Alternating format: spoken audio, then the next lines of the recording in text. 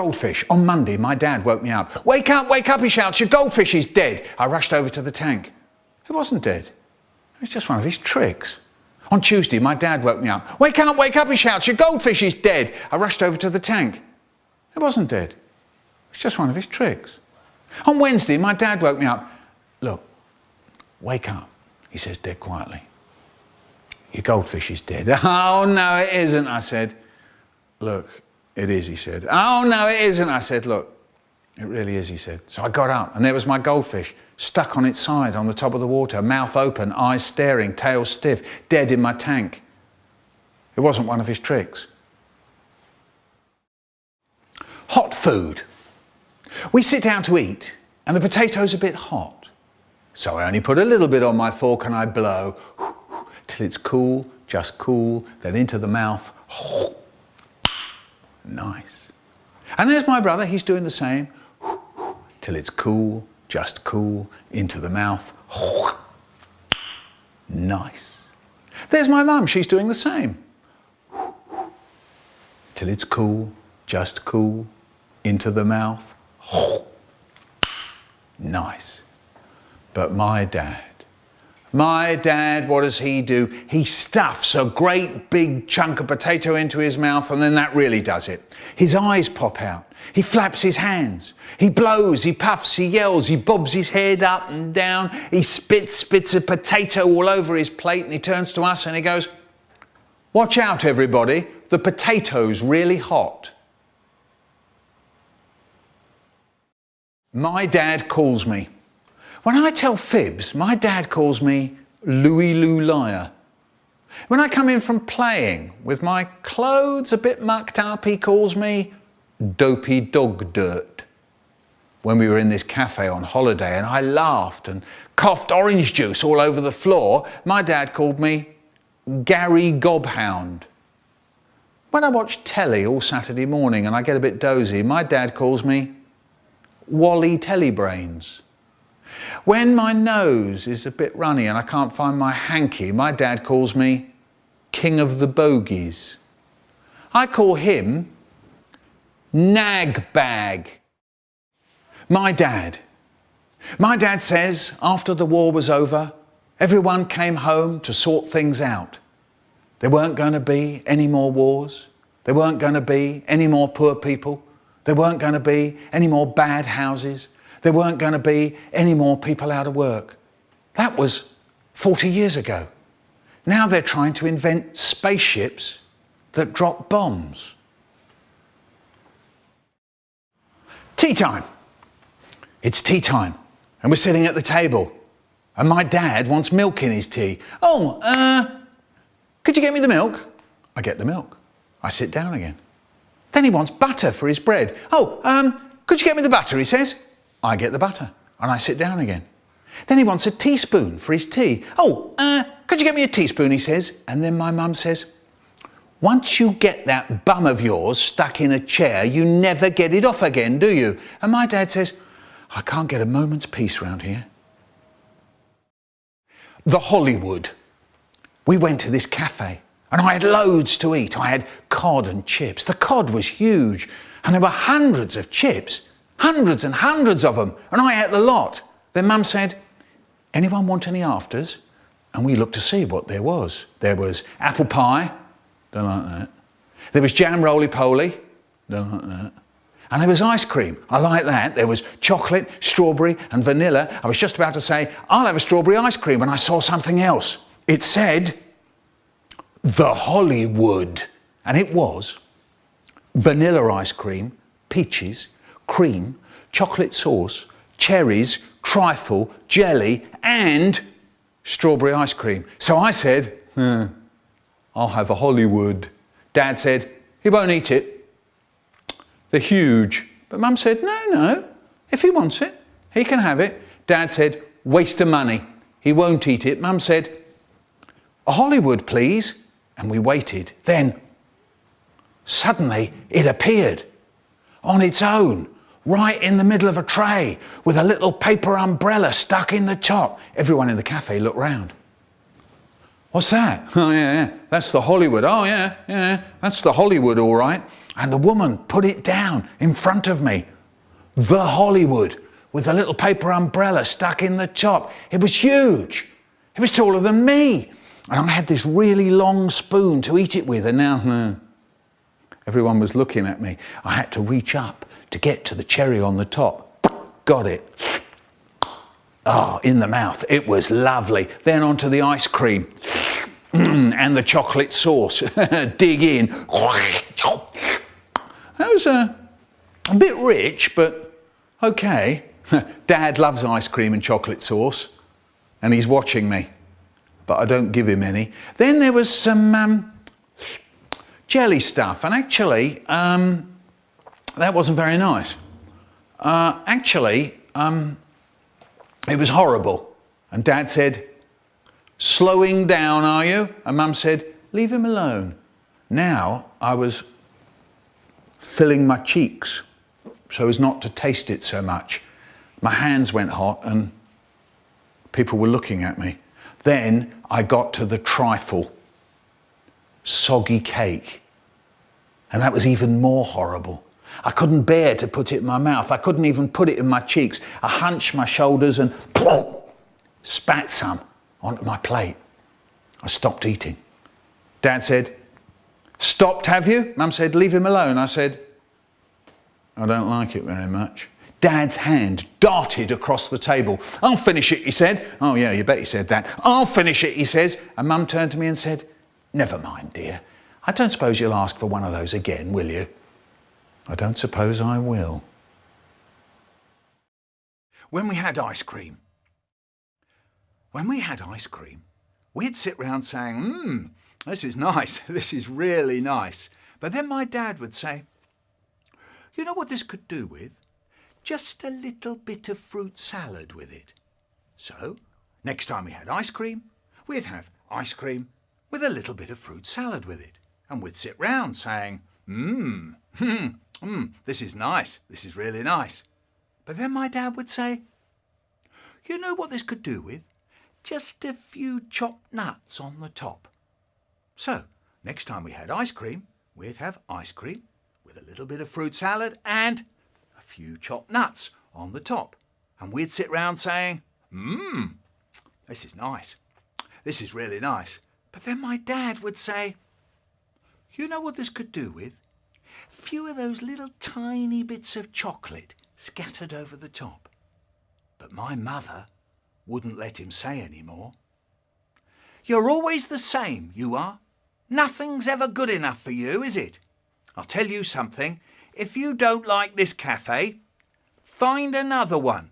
You know why you're like this? I'll tell you. It was that booba of yours. It was her fault. She pampered you. All I ever hear is, 'No one ever makes it like my booba did.' Well, you can get this into your head. I'm not your booba." And my dad would turn to us and say, "What did I say? What did I say wrong? All I said was that a few little bits of chocolate scattered over the top would be nice. They would be nice, wouldn't they? The shop downstairs. We live in a flat over a shop. It's an estate agent's called Norman and Butt. My father told me that Norman is the talkative one. He's full of big ideas. He rushes in and starts gabbling away with what they're going to do. Things like, we could open a new shop. We could buy new desks. We could be millionaires. And then Mr. Butt says, "But..." And so nothing happens. That's them. Norman and Butt, says my dad. "Is that true?" we say. "Sure it is." The noise. If my father wanted you to be quiet, he didn't say, "Shush." He didn't say, "Be quiet." He didn't say, "Shut up." All he did was put his hand up to the side of his face and say in a quiet voice that sounded as if there was some kind of terrible pain in the middle of his brain, "The noise." It was as if the palm of his hand was trying to reach inside his head to get at some awful thing in there.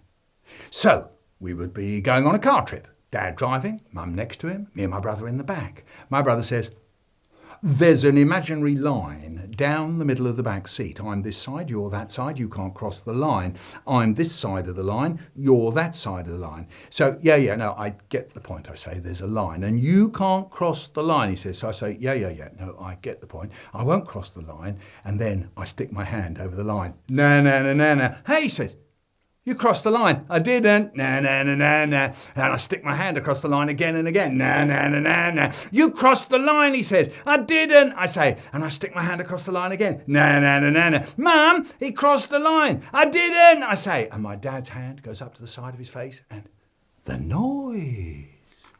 My brother used to imitate it. If I was making a racket, my brother would walk round the house going, the noise. So it's breakfast. My dad couldn't stand any noise at breakfast. One, and it was the glare. He comes downstairs, sits down in the chair, opens up the newspaper. You can't see him. He's disappeared. One moment you've got a dad, and the next all you've got is a newspaper. All you can see is his hand. It comes out from behind the newspaper, moves across the table all on its own, finds the cup of coffee, and then disappears behind the newspaper. He didn't even drop the newspaper to see where the cup was. He just knew where it was. We used to stare at the hand coming out, grabbing the cup, disappearing behind the paper. Once, my brother moved the coffee cup. He goes, the hand came out. Couldn't find the cup. The newspaper came down. What's going on, says my dad. He grabs the cup and disappears again behind the paper. And once I sat there and a little voice inside me said, hey, why don't you practice playing drums on the side of the table? I said, no, that'd be crazy. Dad can't stand any noise at breakfast. And the little voice said, yeah, but you know you want to. Go on, pick up the knife and fork and away you go. No, I couldn't. But I did. Knife, fork, side of the table, and the newspaper came down and my dad's hand went up to the side of his face. He started to say, the noise. But my brother was in there quick with, the noise. And my dad was left there with his hand in midair, still trying to say that.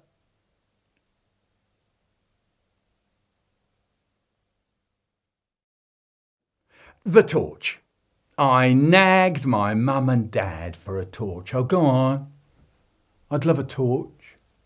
One of those ones with the black rub around them. Oh, go on, please. It was no good. I wasn't getting anywhere. Then came my birthday. On the table was a big box. In the box, a torch. My dad took it out the box. You see that torch, he says? It's waterproof. That is a waterproof torch. Waterproof. Wow. So that night, I got into the bath and went underwater swimming with it. Breathe in, under the water, switch on, search for shipwrecks and treasure, up, breathe, under again, exploring the ocean floor. Then the torch went out. I shook it and banged it, but it wouldn't go. I couldn't get it to go again, my birthday torch. So I got out, dried myself off, put on my pyjamas and went into the kitchen. The torch, it won't work. It's broken. And my dad says, what do you mean it's broken? It couldn't have just broken. How did it break? I don't know. It just went off. I don't believe it. You ask him a simple question and you never get a simple answer. You must have been doing something with it. No. It just went off. Just try telling the truth, will you? How did it break? I was underwater swimming with it. Are you mad? When I said the torch is waterproof, I meant it keeps the rain off.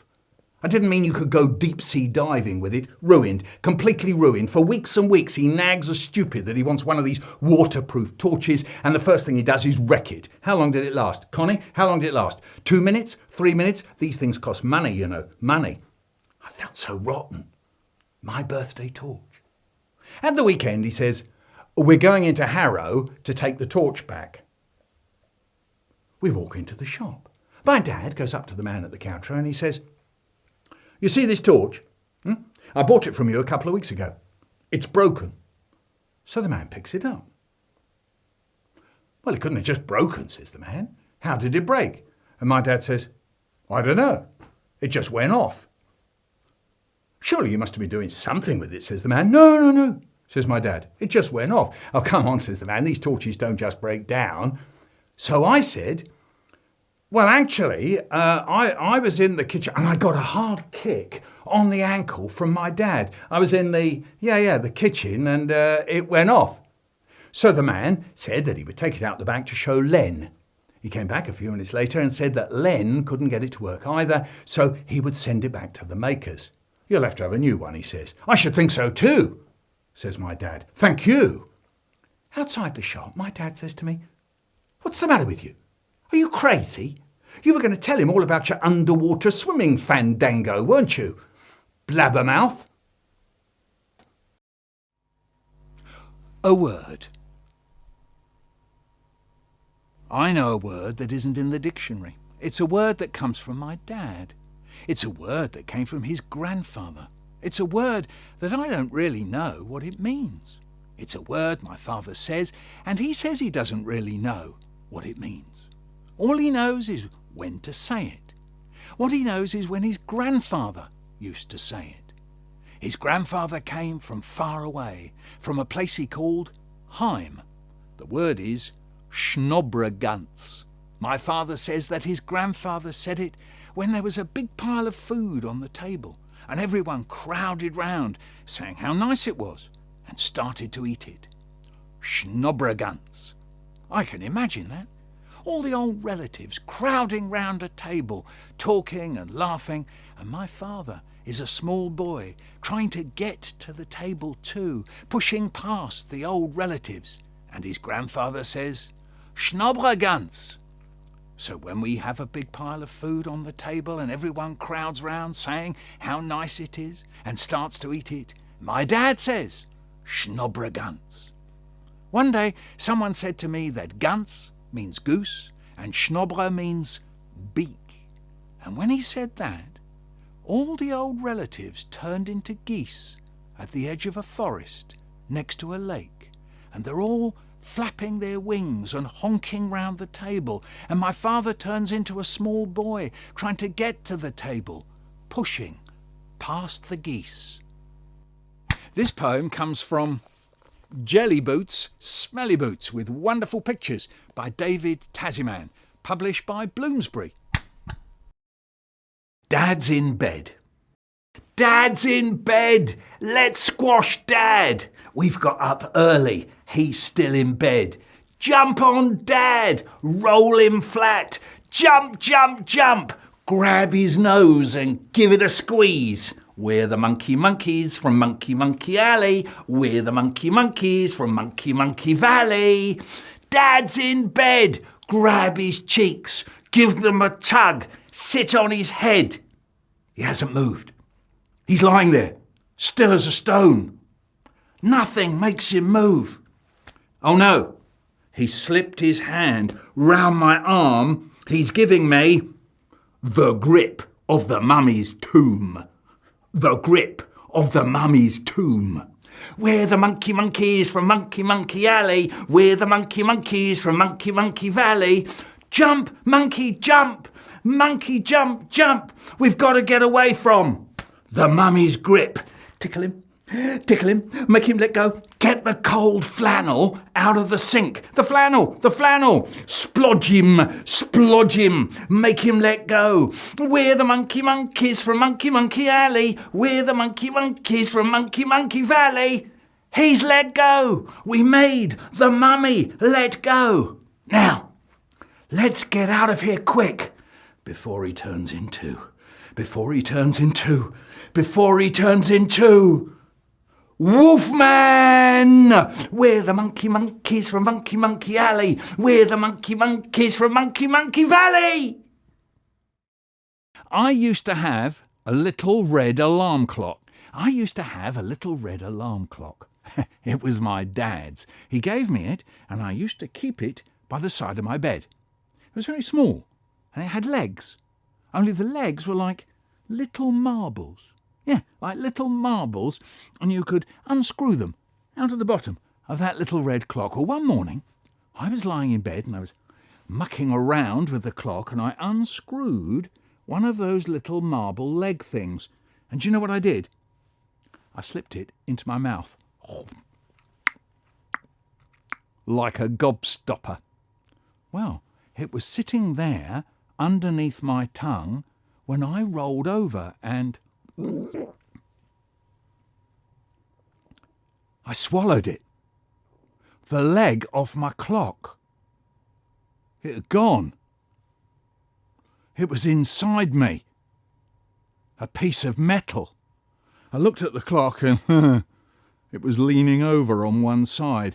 I stood it up and of course, bong, it fell over.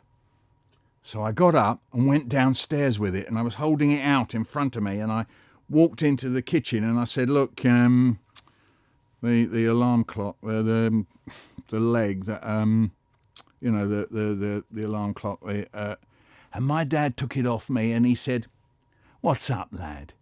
Did you lose it? Not to worry, it can't have gone far. We'll find it. See, and we can screw it back on here. Look. I swallowed it, I said. You swallowed it? You swallowed it? Are you mad? Are you stark staring mad? You've ruined a perfectly good clock. That was a good clock, that was, idiot. Now what's the use of a clock that won't stand up? He held it out in front of him and he stared at it. I stared at it too. I was wondering what was happening to the leg. I'm just going out. I'm just going out for a moment. Why? To make a cup of tea.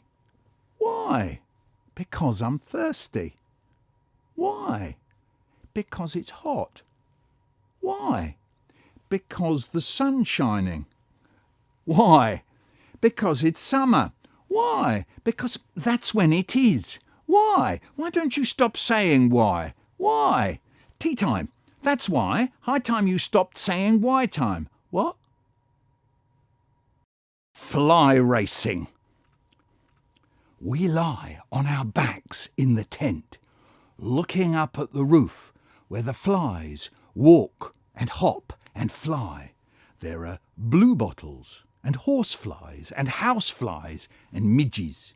My brother says it's a race, and he gives them names. The housefly he calls Joe Soap. The horsefly he called Thugger. The midge he calls Tiddlybottom. Then he starts the racing commentary. And Joe Soap is heading for the line. Oh no, he's coming back. Tiddlybottom is stuck. Tiddlybottom hasn't moved. Thugger is powering into the lead, and little Tiddlybottom seems to be stuck. And I'm giggling, and he's shouting, and I'm giggling, and my dad suddenly puts his head through the tent door. You've woken us up. It's 5:30 in the morning. We come on holiday to rest and relax, and all we can hear is you two roaring your heads off in the middle of the night. And my brother says, but you said it was 5:30 in the morning. That's not the middle of the night. Enough, says my dad, and his head disappears from the tent door. We'll talk about this later. Oh no, not the later thing. And I lay there, pointing up at Tiddlybottom. He hadn't moved. He was still there. And we lay there laughing so hard, but oh so quietly that there were tears streaming out of our eyes, and we buried our faces in our sleeping bags. Later, we got the later thing.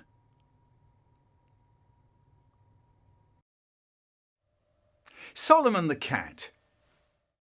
I was 7. There was a competition in the paper. It was write a story, and the best story would be printed. I thought I'd go for it. So I'm sitting there with my paper, and I'm thinking of this book I read at school about Solomon the cat, who gets thrown out and goes from house to house, asking for somewhere to be put up. So I think, I could write a story like that.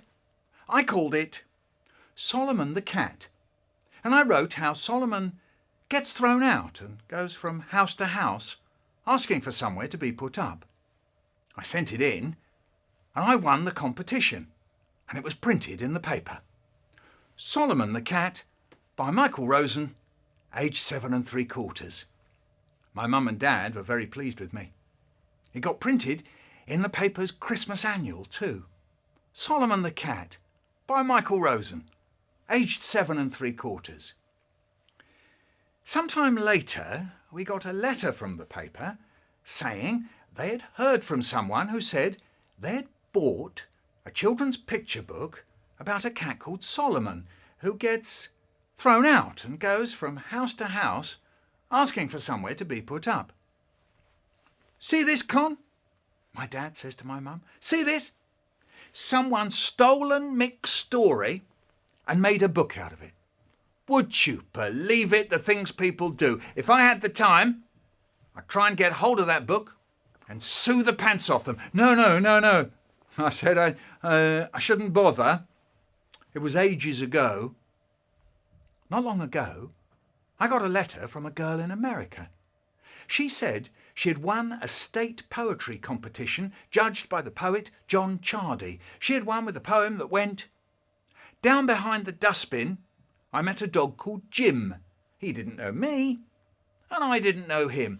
You wrote that poem, Mr. Rosen," she said, "and now they want to print it in the paper. What shall I do?" I sent her a letter back and said, "Don't worry. I know someone who once wrote a story called Solomon the Cat, who gets thrown out and goes from house to house." You can probably guess the rest. The hole in the wall. I loved sharing a room with my brother. But one day my parents said that my brother was going to move out of our room. He was going to have a room of his own. We wouldn't share anymore. So he moved out the model cars he had made and the model trains and the model planes. They all went off to the room next door, his room. In there, he set up the model cars he had made and the model trains and the model planes. And soon he got to work making something new, something really big. I wanted to be in there while he was making it, but I had to go to bed in my room, the room that used to be our room. So I had an idea. I had a metal ruler, a hard steel ruler with sharp edges and corners. I got into bed with this metal ruler, and just where the bed meets the wall, just out of sight of anyone looking, I started to scratch the wall with the hard corner of the metal ruler. Scratch, scratch, scratch. Scrape, scrape, scrape. I was making a hole through to my brother's bedroom. I twisted the corner of the metal ruler round and round and round. Scratch, scratch, scratch, scrape, scrape, scrape. And after ages of scratching and scraping, all I'd made was a little tiny dent in the wall. So I went to sleep the next night and the next. Scratch, scratch, scratch.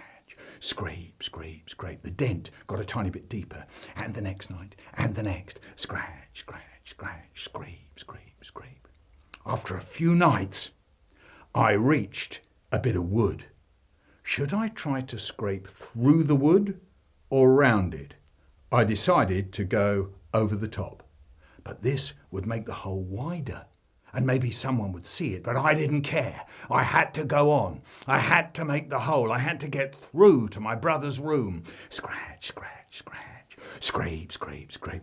It was now a little cave in the wall, a secret tunnel.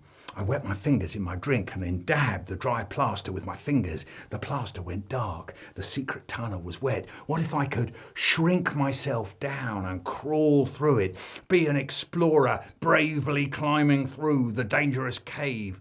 Will I get through, or will I be trapped in here forever? Just then, my dad popped his head round the door. "Good night, Mick," he said all cheerily. I hadn't heard him coming.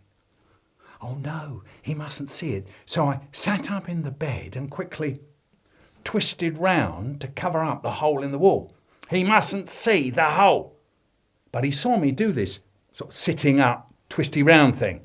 Oh no, he's seen me. Instead of going back downstairs, he opened the door and walked into the room. Still cheery, he says, "What's that you're doing? What are you covering up there?" "Nothing." "Now come on, Mick, look at you. I can see from the way you're sitting, you're covering up something." Still cheery, he says, "Oh, come on.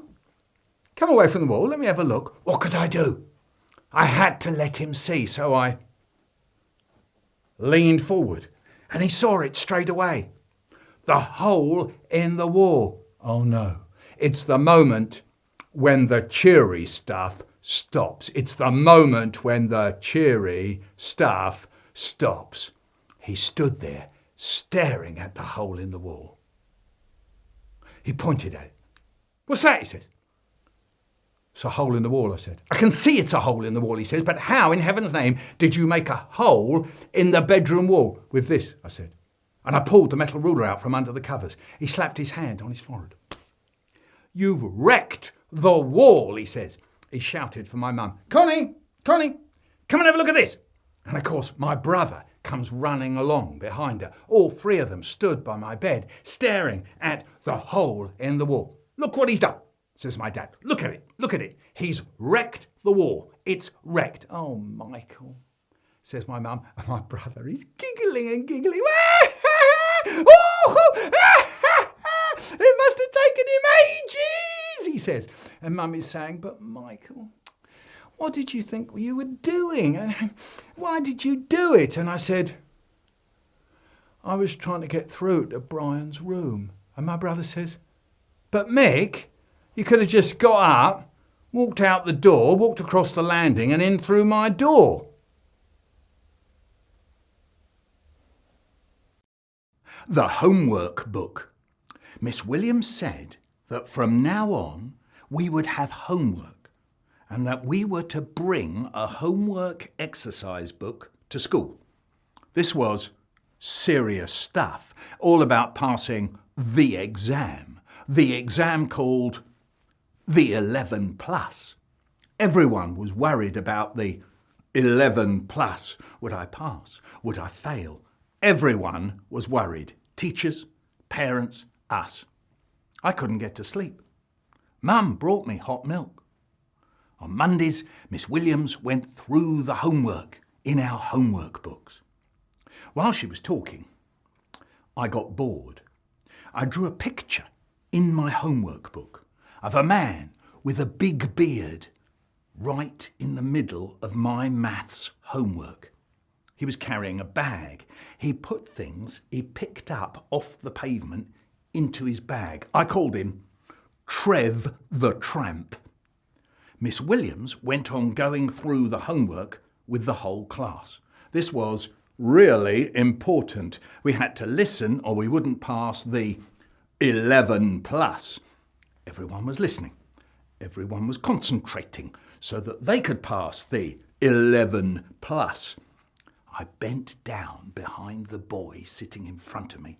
I looked across to my friend Harry Bow and held up my picture of Trev the Tramp. I pointed at Trev the Tramp. I whispered, "Trev the Tramp." Miss Williams saw me holding up the homework book. She was onto it in a flash. "What's that, boy? What is it?" I quickly shut the homework book. "Nothing, Miss Williams." She rushed over. She was brilliant at rushing over. She grabbed the homework book. She flicked through the pages. She found the picture of Trev the Tramp right there in the middle of 23 times 12. "This is it, isn't it?" she said. "In your homework book." "I'll tell you what's going to happen now, boy," she said. "You're going to take your homework book home to your parents along with a letter from me." She pointed herself when she said me. "My goodness, you're in trouble, boy. Serious trouble." For the rest of the day, I was very quiet. I put my feet down on the ground carefully, and I made sure I didn't bump into anything. At going home time, she handed me a big white envelope. "The letter to your parents is in there. along with the homework book. But when I got home, I couldn't face giving it to my mum. I couldn't face giving it to my dad. I nipped upstairs and slipped it under my bed. All evening I was thinking about the big white envelope with the letter from Miss Williams, the homework book and the picture of Trev the tramp. I didn't want to give it to them.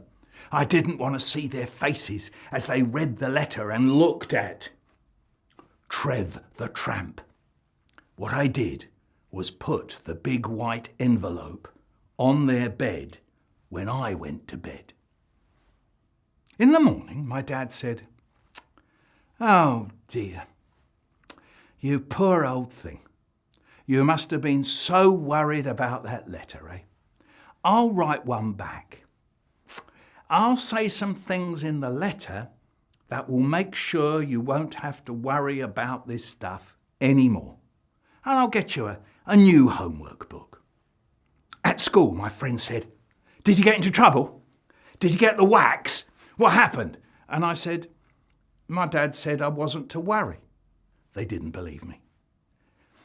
And I don't know what my dad wrote, but Miss Williams never said anything about it ever again. The head never said anything about it again. My dad was a teacher, and maybe he wrote in some kind of special teacher language. That meant Miss Williams wouldn't ever say anything again. Some kind of teacher code. Yeah, that's what must have done it. The rains. In the Jura mountains, it rained and rained and rained. Every day, every night, we lay in our tents and listened to the rain. Rain raining, rain raining, rain raining. The earth was a sponge. The paths were rivers. Our sleeping bags were damp. Underneath the tent, it started to smell of old cabbage. Our feet wrinkled. My father got up in the night and shone a torch into the rain and dug a ditch round the tent so that the water would flow away. But the ditch filled up, and one night it flowed into the tent. We lay in the dark while the rain rained on and on. Rivulets of rain trickled through the tent. The lightning lit up our faces. The thunder rolled round the mountains. I thought there could be waves of rain and we would float away. When I woke up, the rain had stopped. There was no pattering on the tent roof. There were birds. It was light. Warm in the sleeping bag, cold on our faces, I pulled my hand out of the bag. I touched the tent. The wall was wet and tight. I wondered what was outside on the other side of the wall. I didn't mean to press too hard. Or perhaps I did. The wall of the tent was so wet and so tight that I poked a hole straight through it. I didn't know, but Dad was standing right there and he saw my finger burst through. He heard it rip the tent wall. "For God's sake, what have you done now?" I looked through. He was on the other side, staring in. His eye, big in the hole. "Oh, sorry," I said. I didn't mean to, honest." "Oh, there's dry land out there." The watch. My mum and Dad gave me a watch. Not a posh watch, good enough to tell the time by though. And it went well enough until one day at a camp we were playing smugglers and customs over the sand dunes. I was a smuggler and I had to get £20,000 through the customs for us to win the game. £20,000 written on a piece of paper. There were 3 ways to get past the customs. 1, by running so fast the customs couldn't catch you. 2, by going creepy crawly so they couldn't see you. And 3, going through the customs with it hidden somewhere. I chose 3. I chose to hide it on me somewhere. But where? I know, I said. I'll stuff it in my watch. And I took the bag off my watch, folded up the piece of paper with the £20,000 written on it, slipped it into the watch and clipped the back of my watch on. So then I went creepy crawly over the sand dunes. They saw me, they grabbed me, and they searched me. They looked in my pockets. They looked in my shoes. They looked in my socks. They looked in my jumper, down my jumper, down my shirt, in my armpits. They even looked under my watch, but they never thought to look in my watch, did they? So they let me go. And when I got to the other end, where the other smugglers were, I said, "Hooray! I got through!" And I opened up the back of my watch, and there it was, £20,000. I took it out, handed it over, and we had won the game. I snapped the back of my watch on, looked at the time, and my watch had stopped. It was broken. I'd broken it. That evening, I told my brother all about it, and I said, "Don't tell Mum or Dad about it, or I'll get into trouble. I'll get it mended secretly." So there we were, tea time, and my brother suddenly goes, "What's the time, Mick?" And I went all red and kind of flustered, and I go, and I look at my watch and I go, it's about 6 o'clock. "No, it's not," says my dad. "It's 7 o'clock. And he sees me going red. "Is your watch going wrong?" No, it's okay. "Let's have a look." No, it's all right. Let's have a look. Let me have a look at it. It stopped. It's broken. How did it get broken? "I don't know." "What do you mean, you don't know?" My brother was still laughing all over his face without making a sound. So then I told my dad all about the smugglers and customs and hiding the money in my watch. He was furious. "We gave you the watch so you could tell the time, not for you to use as part of a secret agent smuggling outfit. Well, don't expect us to buy you presents like that again." I was so angry with my brother for getting me into trouble. Inside, I was bubbling.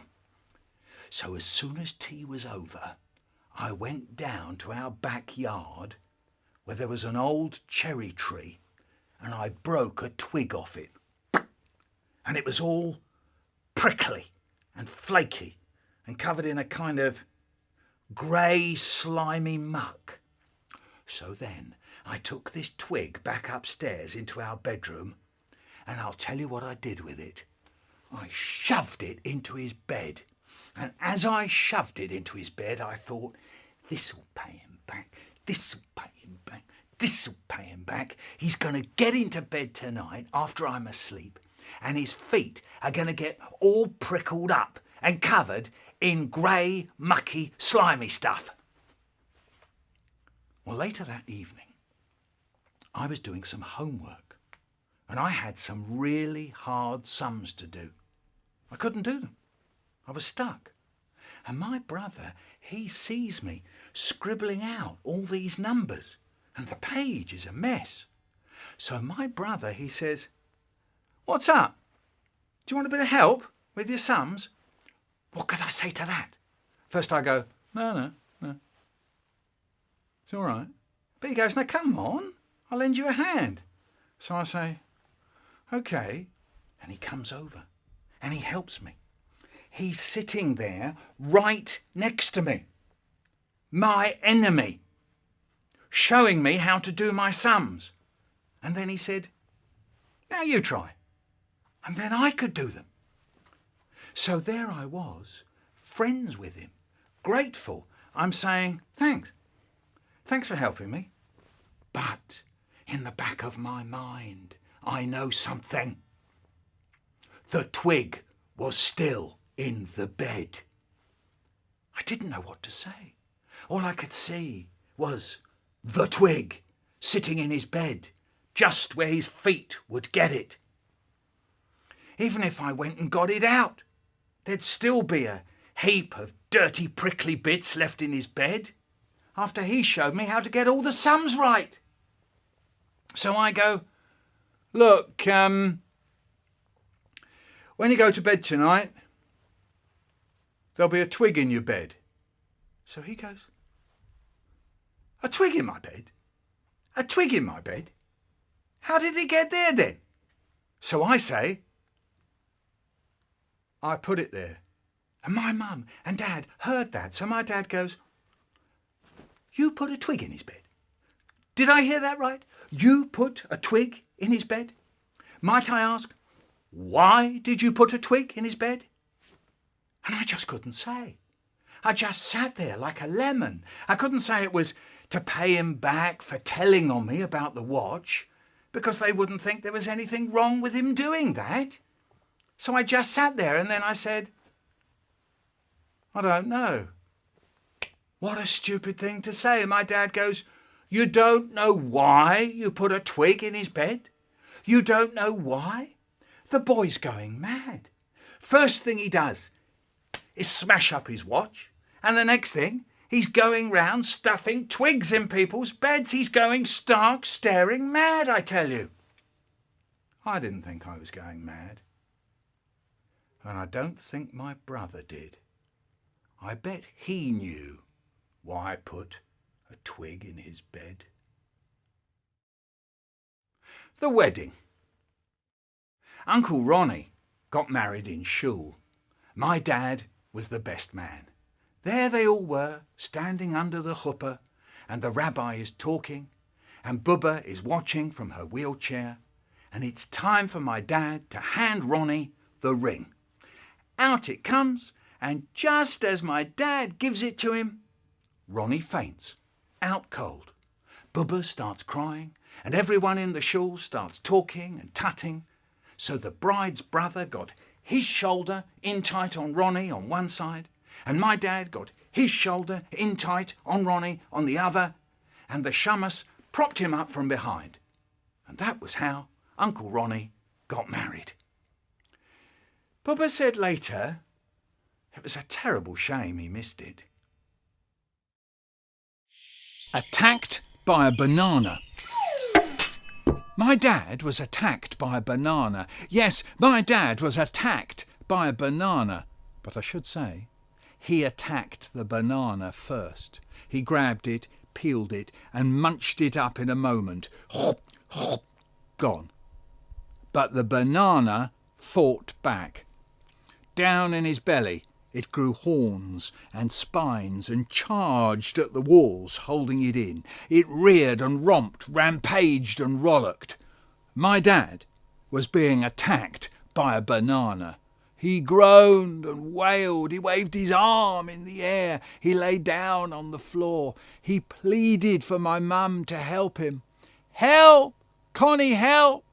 I'm being attacked by a banana. That's funny, she said. Bananas don't usually do that. But then we said Dad grabbed it, peeled it, and munched it up in a moment. Hop, hop, gone. Oh, well, she said. What do you expect?